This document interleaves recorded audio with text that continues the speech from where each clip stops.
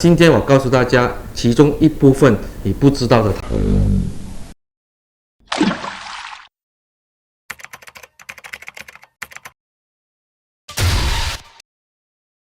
嗨，大家好，再次收看我的频道，我是 Andy。今天要告诉大家什么东西呢？就是你买手表的时候有没有套路？特别你在选购二手表的时候，那大家都知道，我们在买这个二手表的时候呢，很多情况就是告诉你，比如说这只表是原装的，这只表有保卡或者没有保卡的，这只表又怎么样的，是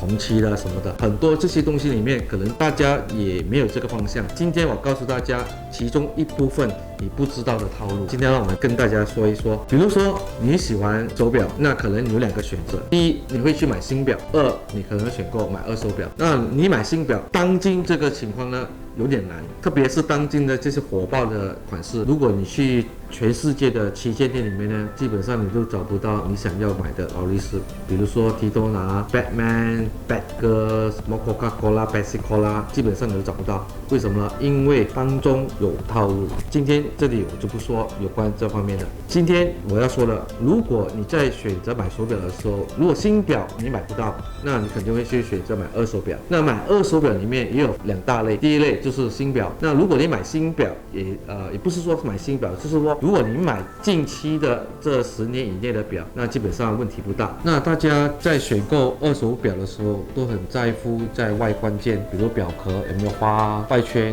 的功能好不好啊，也是一样看有没有划痕啊，有没有刻痕啊，表带美不美啊。那还有更深入的，可能大家稍微有一些知识的，就是说这只表同不同期啊，表带跟表壳是不是在同一年份，那表盘是不是在同一年份，表针也一样，有关表盘是 Mark 1、Mark 2、Mark 3、Mark 4，单红、双红，然后主要都在于整个的外观件，很多人都忽略了，其实很重要就是内部的这一个功能。特别如果有一天你这手表你当时买了也不少钱，那有一天刚好你这个款突然间涨价了，那这时候你可能要放掉。那如果是专业人士去收购你这只表的时候，他会看比较全面的，就是我会讲到的这个防水功能。那如果防水功能不好的话，绝对会影响你的这个价格。所以接下来我要跟大家说的就是这个防水功能。除此以外，还有的就是我要讲的这个后盖的里面的这个旋机，基本上大家都会留意一样东西，就是手表的防水功能。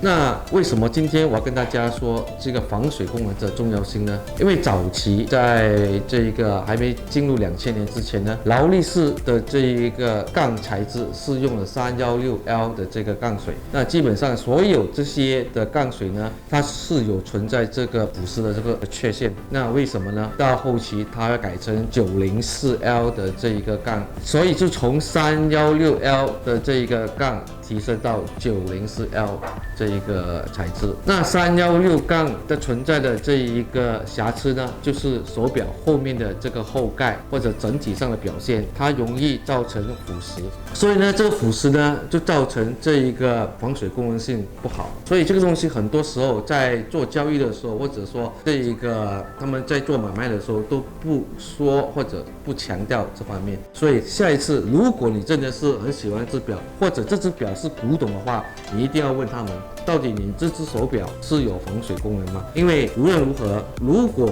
这只表是说很久没有做保养，那可能会有这一个我们叫做防水圈的这一个氧化。那防水圈的氧化会导致某个部分，比如说这个把头，我们或者有些人说的是把冠这个地方里面是有双层的这一个防水圈，那还有后面的这一个后盖的防水圈，用了一段时间或者只能够维持一段时间，这些东西都会氧化，那会造成防水功能失效。排除这些防水圈以外的问题呢，那如果发现到后盖是存在腐蚀的话，或者表壳存在腐蚀的话，那基本上你用昂贵的价钱去买一个古董表，或者是你很喜欢的表，那如果存在这个防水的问题的话，我相信这只表不小心进水的话，那造成什么后果呢？比如说我现在这只5513，今天如果这只表不防水的话，它进去水的话，会造成什么情况呢？如果这只表进了水，会造成什么后果呢？只有3个字送给你们：狗血料。所以这个东西也许过去大家都不知道，那我今天也提醒大家，如果下一次你在购买二手表的时候，可能你要问一下对方，到底我的手表防不防水。第二点也是很多人或者说从来没有人说过了，就是这个后盖，后盖里面有玄机。什么玄机呢？当你们下次再买劳力士的时候，记得要求对方把后盖开出来给你们看，除了能够验证你的那个机芯真假之外呢，还可以顺便看一看你这手表有没有防水，有没有进水啊？OK。那除了刚才这些验证以外呢，那后盖里面有一个玄机，什么玄机呢？如果你这只表去过劳力士中心做过检验，或者做过维修，或者是做过其他东西呢，它后盖会有个印记。如果出现叉，无论是一个叉，或者两个叉，或者三个叉的话，都不是好事。那这个记号主要是做一个 marking 什么呢？你的表是有问题。那一个叉、两个叉、三个叉代表什么呢？代表你的这个外圈可能是被改装过了，或者你的这个表盘是假的表盘，或者说你的那钻石面是假的钻石，或者内机芯被调换过，或者你的表带不是同期，全在这个叉、两个叉、三个叉里面。特别是早期劳力士 King 里面就出现很多这些改装，表链改装、表圈改装、表壳也改装，所以当大家在检测这个后盖的时候，就要需要一样东西，就是需要这个我们叫放大镜。后盖的叉叉叉呢，可以借用我手头上这个放大镜，那么把它放在前面再看一遍，从整体看。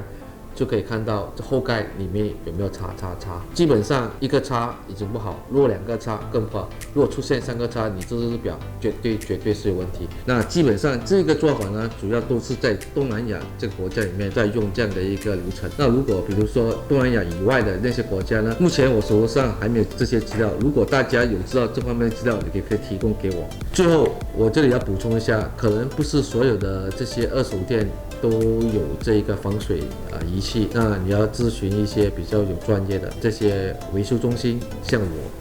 我是做专业维修的，你可以来咨询我。那你必须要确保你的手表一定要在这个防水功能正常以下是好的。那希望大家在选购劳力士的时候一定要谨记我刚才所说的这两点。也许在过去在其他影片或者在其他朋友或者其他人都没有强调这些东西，其实这些反而是最重要的。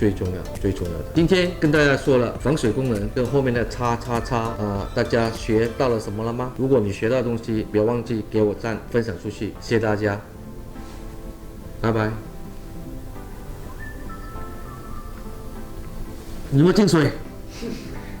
没有啦。